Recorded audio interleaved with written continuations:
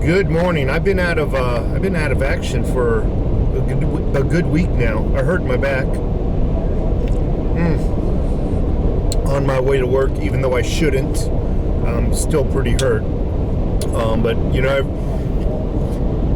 when you take days off in a row, you start to wonder what the hell's going on there, and there's this burning feeling to get back and make sure everything's not blown up in your face.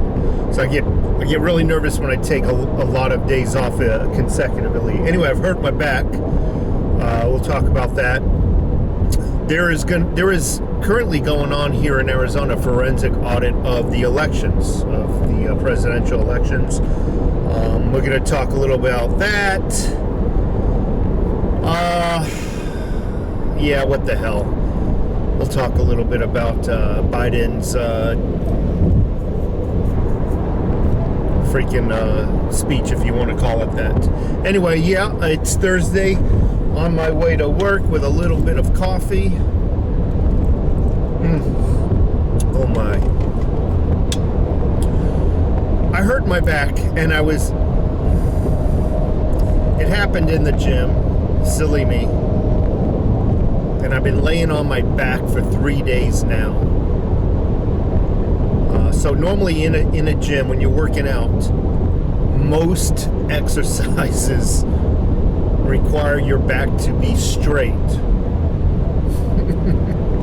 I know this very well. I've been in the gym for many years. For example, you're doing pull downs. You look up. Keeps your back straight, keeps your back nice and arched forward, chest out, keeps your back straight and strong. Same with squats. Your back normally follows where your head is, where your eyes are going. So I was doing squats, normally look slightly up, which is adequate. My back is nice and straight, chest is out, core is tight. I'm doing my squats, and I'm starting to think to myself, am I going down enough? And somehow I look down in the mirror in front of me. First of all, it is the stupidest thing to have a mirror, in my opinion, strictly an opinion. It is the stupidest thing to have a mirror in a squat rack, because you really shouldn't be looking at yourself. Anyway, imbecile did. I looked down. I looked slightly down to see if I was going parallel, deep enough. I was, but on the way up, I felt something snap on in my lower back severely, and it progressed. I left the gym immediately. It progressively got worse to where this morning my wife had to tie my shoelaces. That's how bad it is. But again, I'm going to work because I'm kind of nervous. What's going on there? Worst case scenario, I'll leave early. Anywho, yeah, I saw Biden's speech last night. From what he read from the teleprompter, he did all right, I guess. There was no big, he didn't trip over his tongue too much, but what concerned me was the socialist agenda that was deceptively embedded in his message. A lot of people really can't decipher the nuances of when somebody's speaking. I think what troubled me when he said, "We the people are the government," that was towards the very end. He said that. Not you and I, it's the government. Then what are we? We're slaves.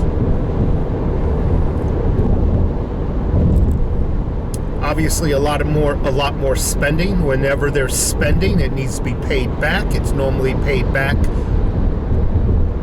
through the people who currently have a job. Therefore, the people who don't have a job are like, yay, yay, yay. Your welfare nannies.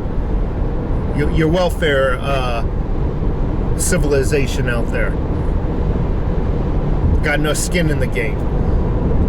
The third and final thing I wanted to talk about in his speech was, I don't know where they get these numbers. This time it's anybody making below, excuse me, making below $400,000 will not see their taxes increased.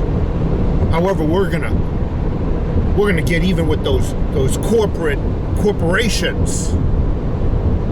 Gotta love it.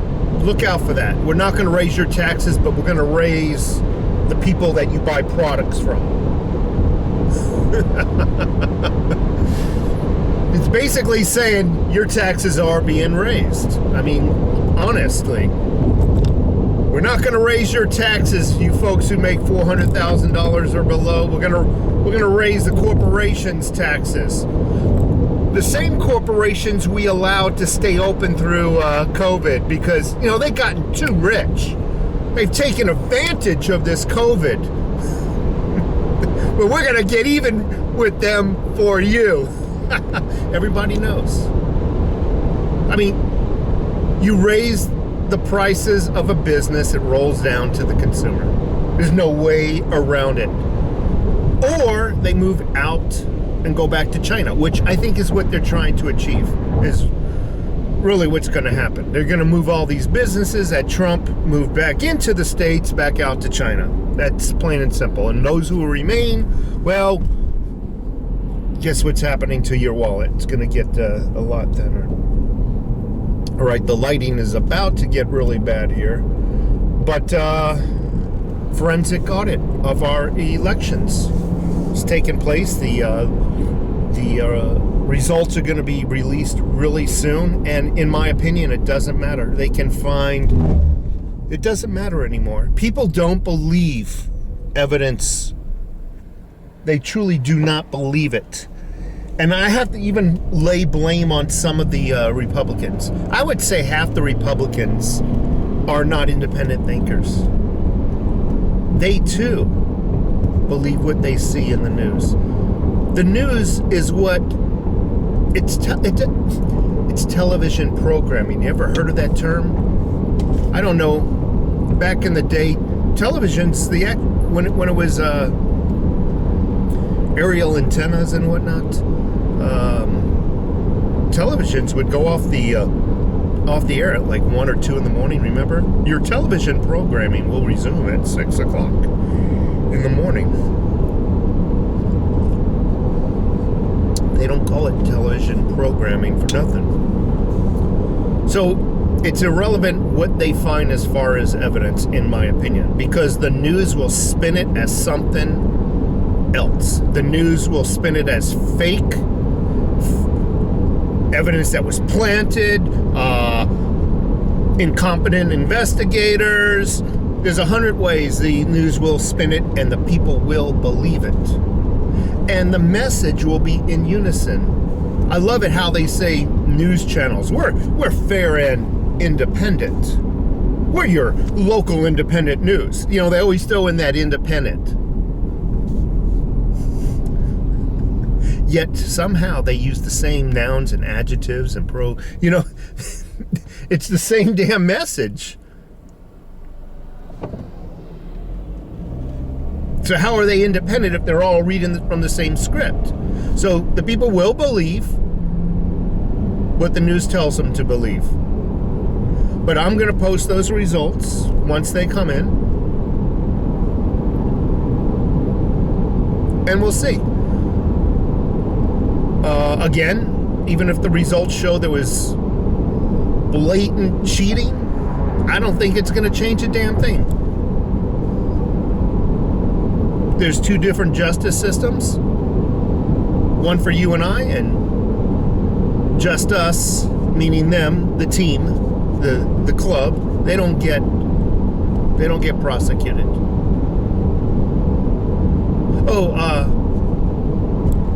What's his name? Joe Biden's son, the guy with the laptop. What's his name? I can't remember. He's going to be a college professor. I kid you not. Google this. He's going to be teaching a class, a college professor, teaching a class about fake news. I kid you not. I kid you not. Look it up. Is his son named Joe Biden Jr. or something? I forget what the freaking moron's name is.